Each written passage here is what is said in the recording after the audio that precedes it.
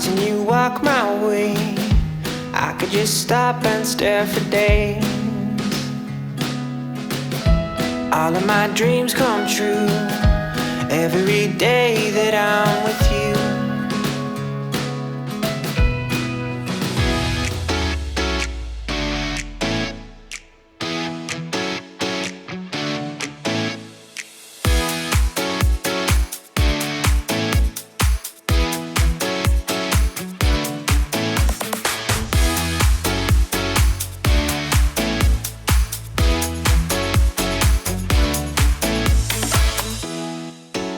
Hi, and welcome to this episode. I guess today it's all about cooking. Yes.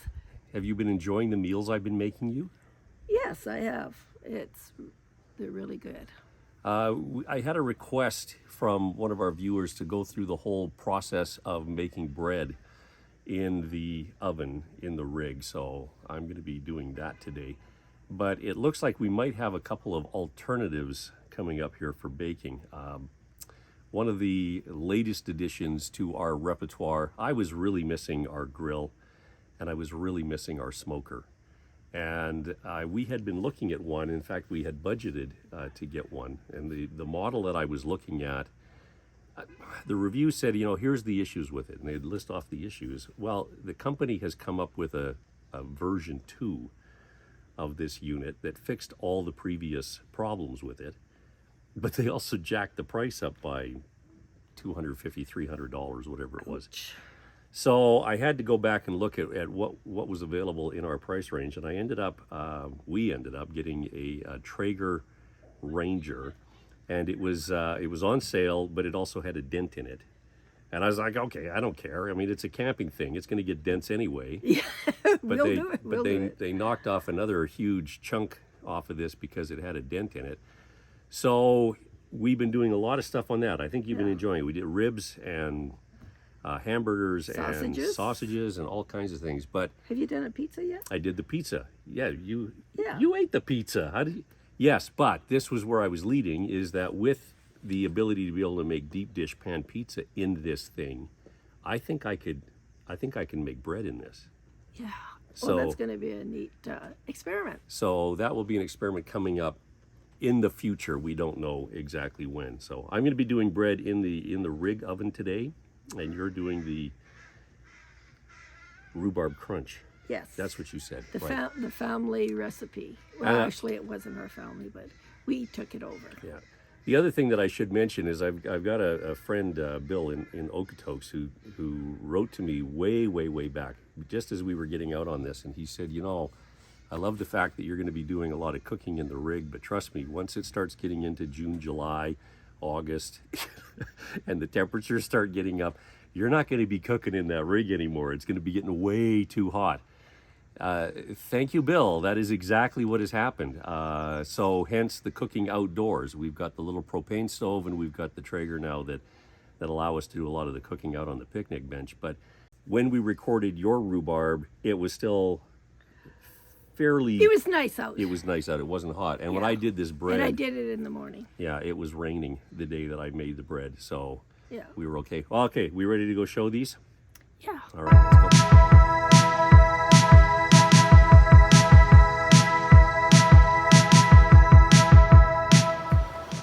We're staying at my sister's house on her farm. And this is, you can see through the screen door how beautiful this land is. There's horses too. But today I'm making Rhubarb Crunch. We've been making this for years, absolute years. And this is the first time that we have tried it in the RV. This recipe is a family favorite, and it comes from Eat Your Heart Out by Patricia Serene, Elaine Keister, and Norma Levitt. We have made some alterations in it, very minor. What you see here is the topping waiting to be put on, and the rhubarb already on top of the base. The base and the crumble consists of 1 cup of brown sugar, 1 cup of flour, 3/4 of a cup of rolled oats, 1/2 cup of butter melted, and 1 teaspoon of cinnamon. You mix that all up, and then you press it. I press it quite firmly in the bottom of the pan, press it all down. I sometimes don't leave enough for the top. I'm supposed to sort of half it, but I kind of eyeball it, and I like more for the bottom than on the top. Then I put the rhubarb. It calls for 4 cups of rhubarb, but I never really measure. I just fill the pan. In this case, I did not want to have it boil over or bubble over. So I put enough in so it's about a 1/2 inch below the lip of the pan. The recipe calls for minced rhubarb, but we've always cut it in about 1/2 inch chunks, and it works out really well. On the stove, I have 1 cup of granulated sugar, 2 tablespoons of cornstarch, 1 cup of water, and I'm stirring it until it's clear. I'm going to stop, and I'm going to put the vanilla in. Then I pour it over this, and then I cover the whole thing with this brown sugar, flour, rolled oats, butter, and cinnamon mixture. So now it's done, and I'm going to put it in the oven. Okay, looks like there it's bubbling. That's good. That's a good one. Oh. By the way, I put parchment paper in this pan because rhubarb and metal do not mix. And so it's not bubbling yet anymore, but it's bubbling. It looks pretty good. And so that's Rhubarb Crunch.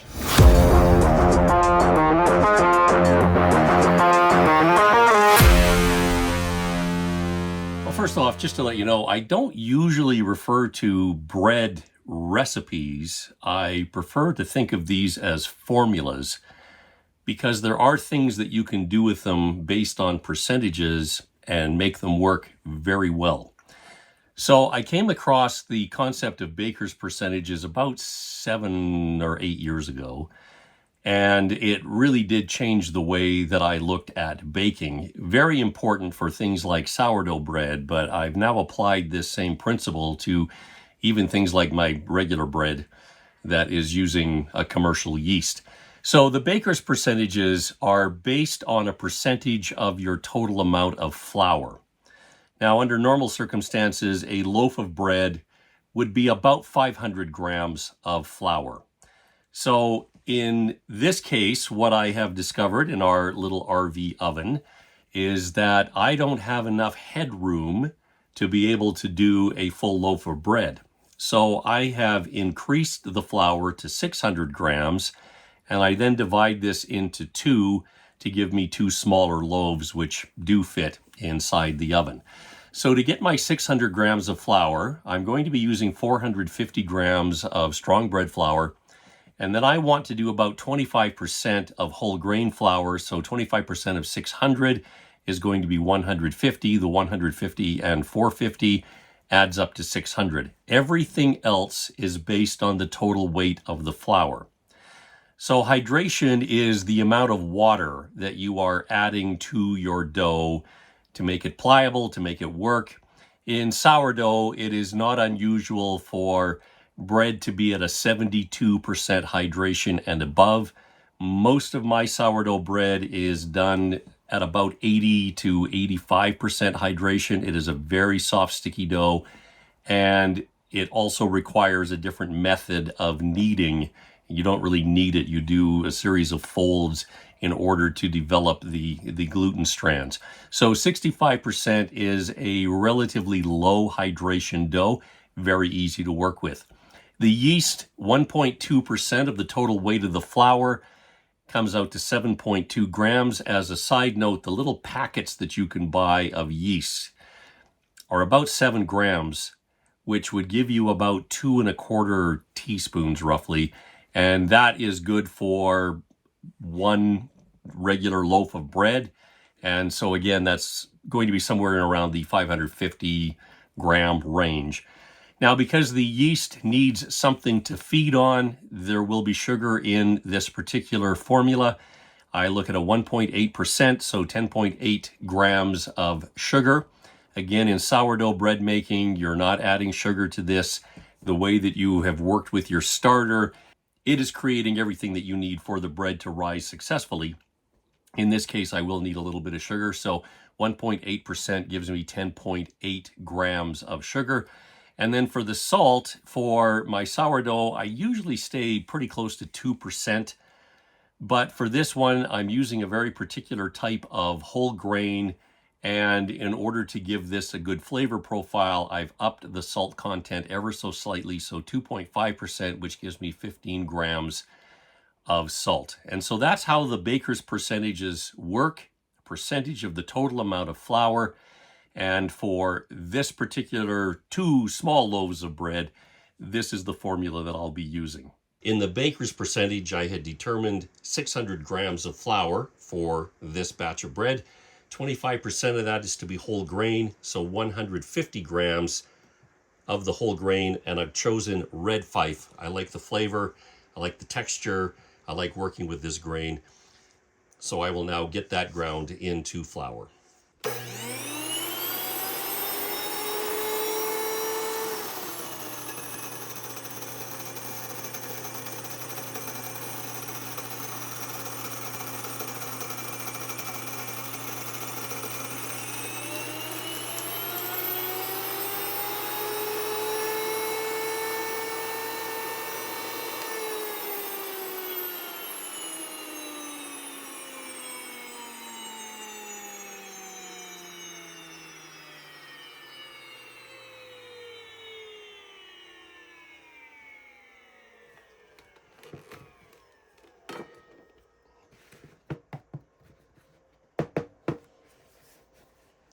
And there is my 150 grams of fresh ground red fife flour.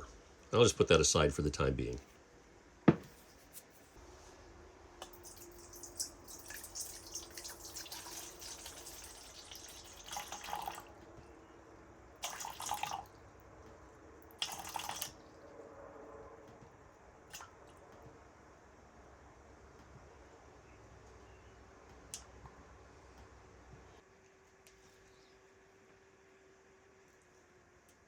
As I have chosen a 65% hydration for this bread, which makes it very easy to work with, I will need 390 grams of water at about 85 degrees, and this 389.9 is close enough. I set the tare back to 0, got my water on here, and I will start adding my flour. And I know that I'm moving towards 600 grams total flour. So the red fife flour is going to go in first. And then I'm going to add my strong bread flour until I get to 600 grams.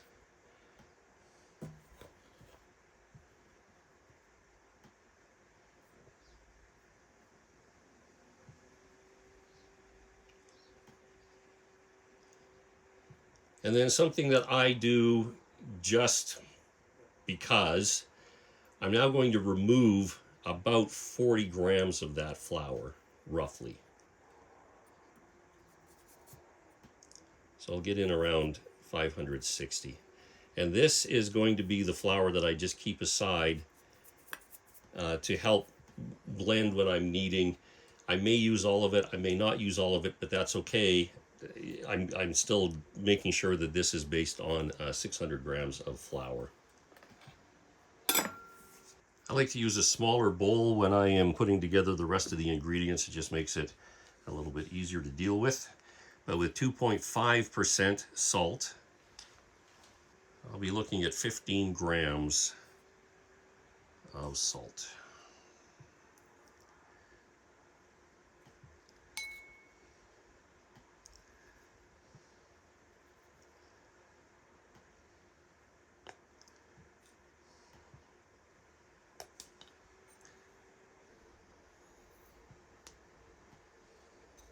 Now for the sugar, I'm using 1.8%, so I need just shy of 11 grams of sugar.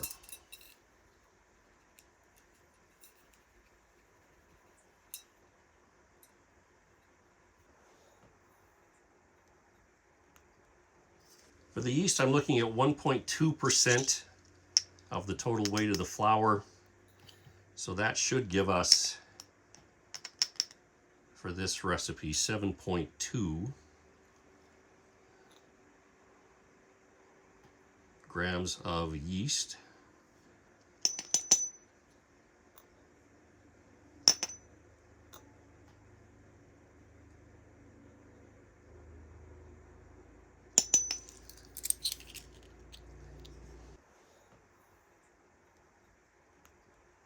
So we got everything in here. I'm just going to bring all of the ingredients together.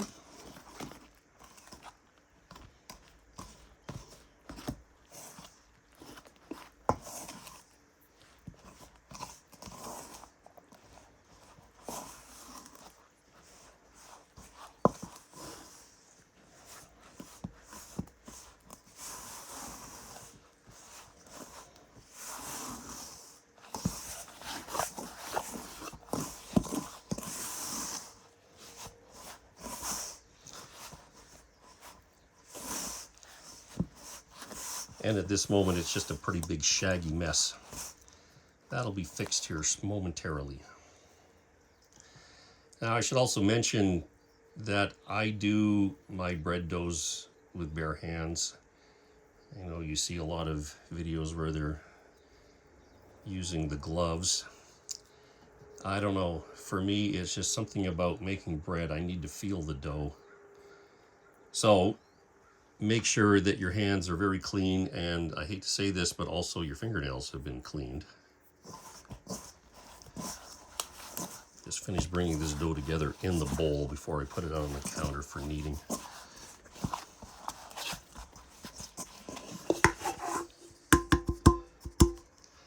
And this is where my bowl scraper comes in very handy to just get all the rest of the flour off of here.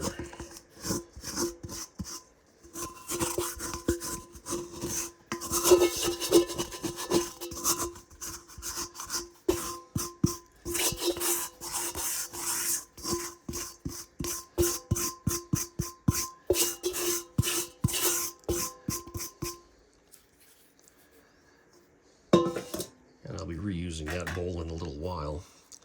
Now, for a 65% hydration dough, I may or may not need to use the rest of this flour. I will say that whatever flour you decide to add to this, the dough will absorb it. We're shooting for 65% hydration, so I will be using the rest of this. But if I don't, it just means the dough is a slightly higher hydration. The kneading principle here is really just bringing the dough over, pushing it into itself, rotating it, and continuing with that fashion until you have a nice, smooth dough. Now, there is an instinct to continually add flour to this because it'll start to get sticky, sticks to your hand. Try to avoid the temptation of just constantly adding flour. I wait until it starts to stick, not to my hand, but to the counter. And I'm also going to be using my bench scraper to make sure that all of the little pieces that have fallen down are getting absorbed into the bread. If it gets to a place where it is just too sticky to use, then I don't mind adding a little bit more flour. But you can see now it is starting to stick to the countertop. So I've got that little bit of flour in reserve. And I know once I get to the end of that flour, that's as far as it's going to go. Because I don't want to go any higher as far as the 600 grams of flour. So in this case, getting the flour or the dough off of my hands, and I'm just going to add a little bit to that just to allow me to continue to knead this. And again, I'm just kneading this until I get a nice smooth dough. Right now, it's not smooth. It hasn't come together. It hasn't created those gluten strands. And that's really the whole purpose of this kneading is to get this dough so that it has formed those good gluten strands, which are going to help the bread rise and give you the bubbles that are so sought after.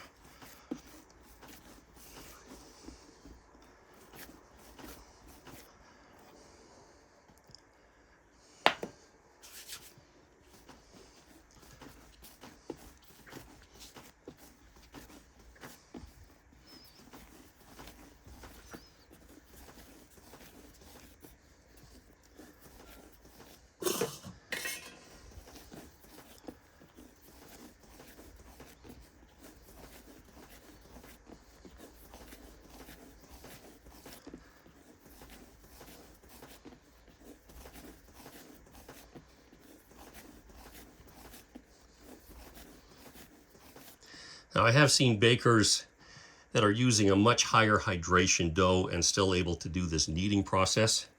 I've never really mastered that. I usually up to about 72 to 75% hydration will do the kneading. After that, I go to a different method, usually a folding method. You'll find several videos about coil folds and different types of stretch and folds that people do with their sourdough bread. But again, those are usually a much higher hydration. I'm usually keeping my sourdough somewhere between 75 and 90% hydration, depending on, you know, how much whole grain I have and things like that. So, but this one with the 65% is pretty easy to knead this dough. And this is coming together very nicely, actually. And you can see the whole grain flakes in there from that fresh ground flour, which is gorgeous. And it's really lovely to work with that.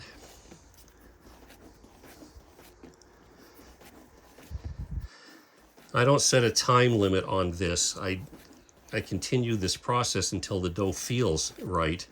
And it's getting close, but I usually estimate somewhere in the 5 to 8 minute range to knead a loaf of bread.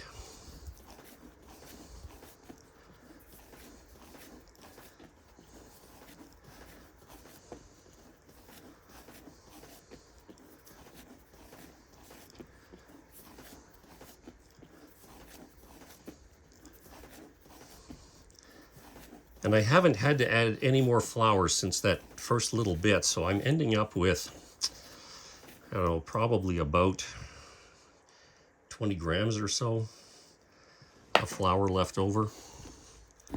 And I won't be putting that in. I don't need it.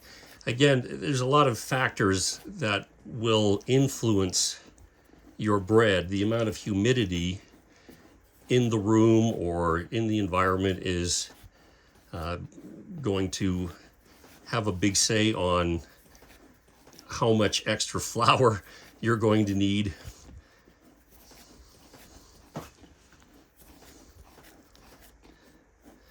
The trailer isn't super humid today, so things are coming together very nice. Okay, that dough is feeling really good. And it has a nice texture to it. It's springy. It's smooth. Yeah, that feels really good. I'm just going to maybe give it another few seconds and call this done.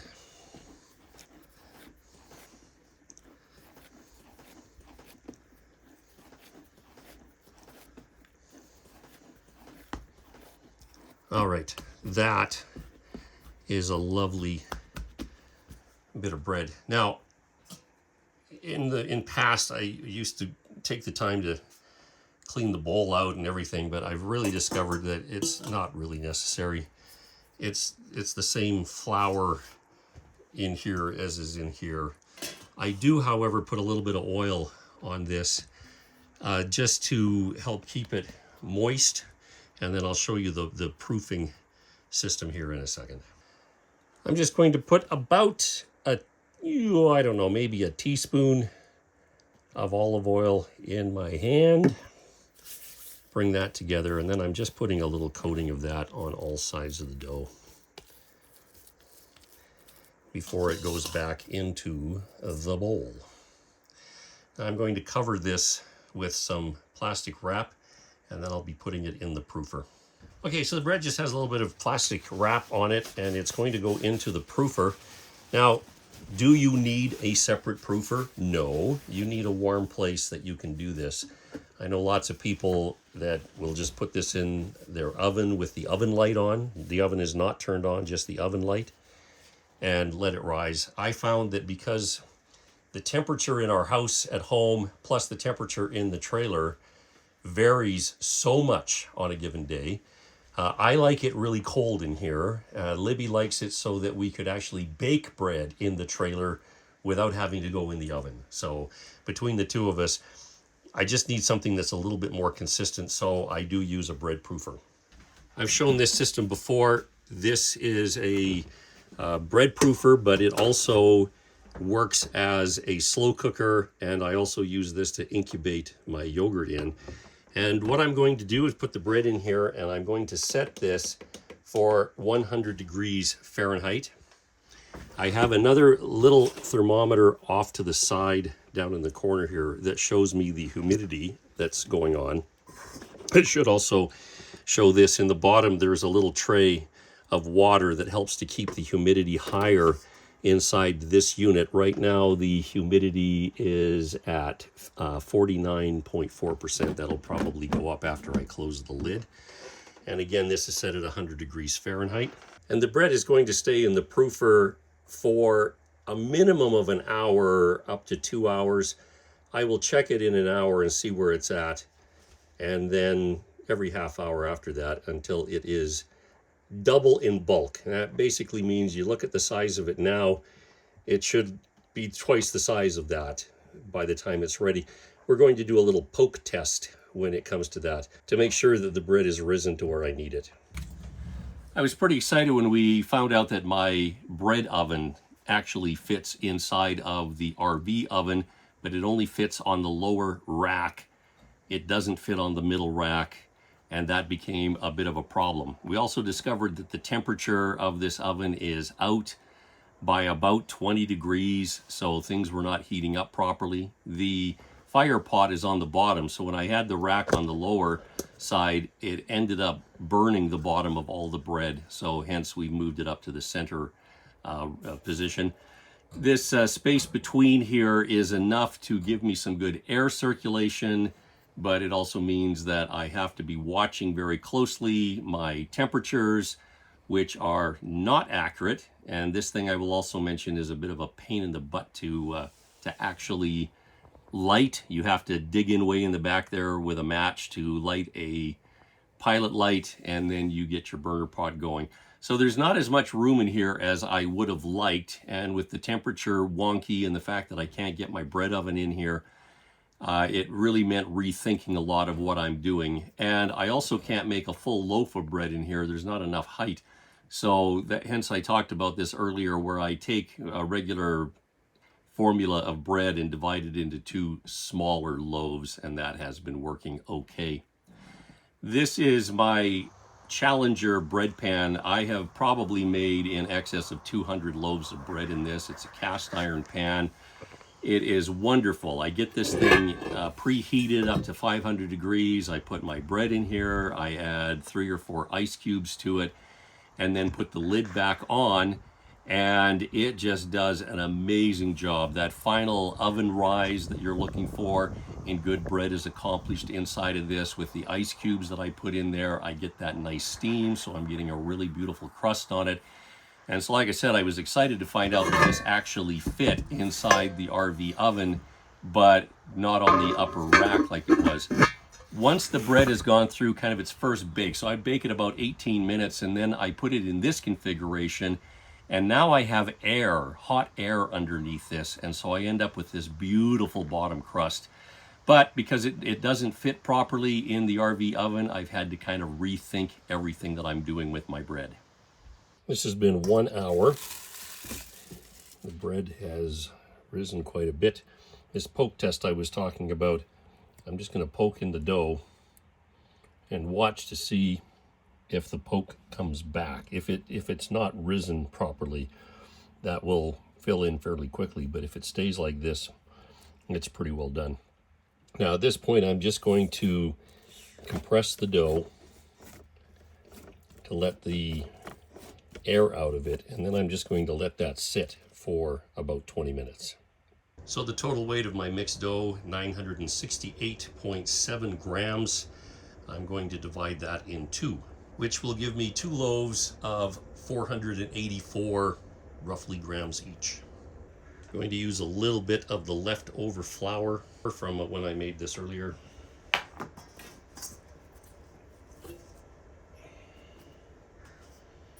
And then using a bench scraper, divide that roughly in two. And again, I'm looking for about 484 grams. Very close, close enough. Now at this point, I've got a bit of flour on the counter, not a huge amount, and I'm going to stretch this dough. I don't want to over handle it, but I do want to stretch it out. This is kind of a laminating process that I'm using to make these loaves.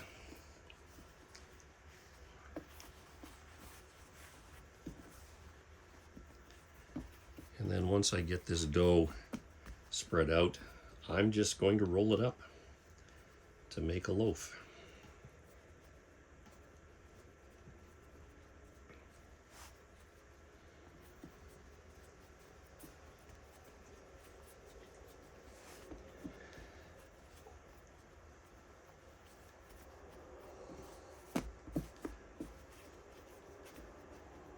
Just pinch the edges underneath.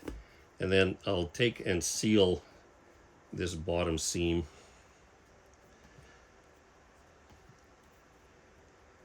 Not really looking for perfection here, just something that kind of resembles a loaf.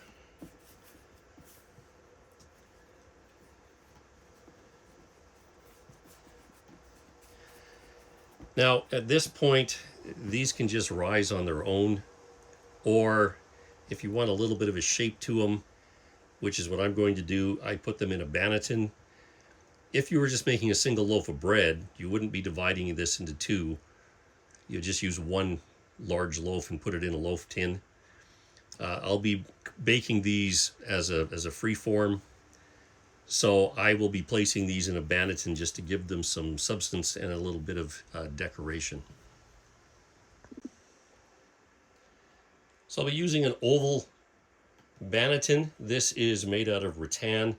I put some rice flour on the inside of this. Now the reason for rice flour is that the bread dough that I have made will not absorb rice flour, which means that when it's time to take the loaf out of the banneton, it won't be stuck to the sides.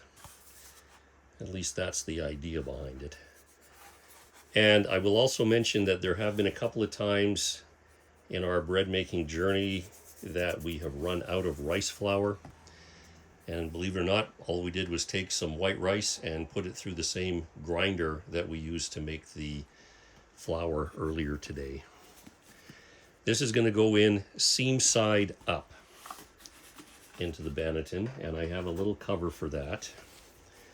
And then this will be put back into the proofer at the same temperature for about 45 minutes. Now, the other thing that I've done in the proofer is I took the small tray that was in there that had water in it that helped to keep the humidity high inside the proofer.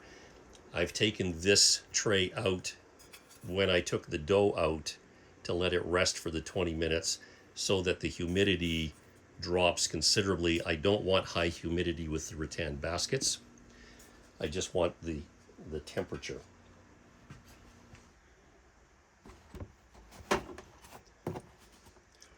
And I'll leave these in the proofer for about 45 minutes. We'll start up to an hour.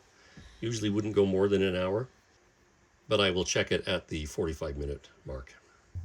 Starting this oven, I put it into the pilot, and you have to get way underneath here with a match to start the pilot. and then once it takes, you can start the burner pot. I have to use knee pads when I'm down here. At my age, it's a little hard to get down and then get back up again. I'm also setting the temperature here at 425 degrees, knowing that the oven is out of whack by about 20 degrees, so it'll be 400 to bake. Okay, 45 minutes. I can see that the bread is starting to touch the top of the cloth on the bannetons, so these are ready to go in the oven. I'm just using some parchment paper to put the bread on, and you can see the nice ridges that are there and the little bit of rice flour that remains on top. There's no problem with that, and both loaves will fit on a cookie sheet. And then I'm actually going to score the tops of these. Now I have a dedicated lamb for this, which I found out after we got out on our trip is dull, and I conveniently forgot all of the replacement blades back at the house, and so I'm just using a serrated bread knife to score the top of these loaves. These are then going to go in the oven, and after 10 minutes I'm going to flip them end to end, because I've discovered the back of this oven is quite hot, and so just to keep a nice equal temperature. And then I put them in for another 12 minutes or so, and then I do a instant thermometer test. Anything over 192 degrees, these are done. And normally I'm shooting for 192 to 200 degrees internal temperature for the bread. These don't get brown on top like they would in a regular oven. The bottoms of these things you'll find look okay. On that middle rack, if this was still down on the bottom rack, they would be burnt. So on that middle rack, I get a decent bottom crust. The top crust, I'm just having to live with it the way that it is. After it has cooled for at least an hour, we cut a little chunk off of it, and this looks decent. I mean, you know, this isn't necessarily bakery level bread, but for our purposes in the trailer, it's actually quite delicious. Now I'll go get Libby and we'll do a taste test. It's been ages since I've dragged you in here for a taste test. Here's our bread. Oh, and Mr. Maury is looking for a piece. What do you think, Mr. Maury?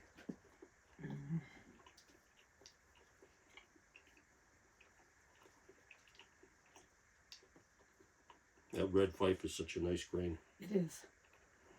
That's what I was thinking. This is really tasty. Oh, we'll have some sandwiches or something out of that. There's bread making.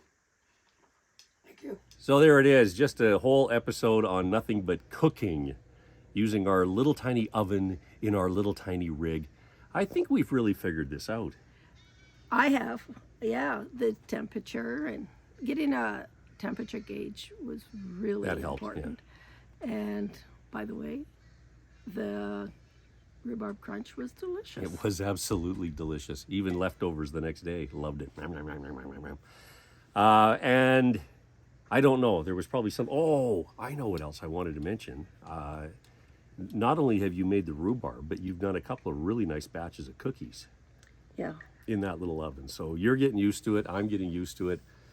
But now we're starting to get into those nice warm days, so we're going to be doing a lot more cooking on the outdoors than on the indoors. Yeah. It's supposed to be 25, 27 tomorrow. Yeah. Which is, it's about time. It's been way too cold and rainy on this trip. We've Okay. earned it. That is it for this week. Thank you very much for being around.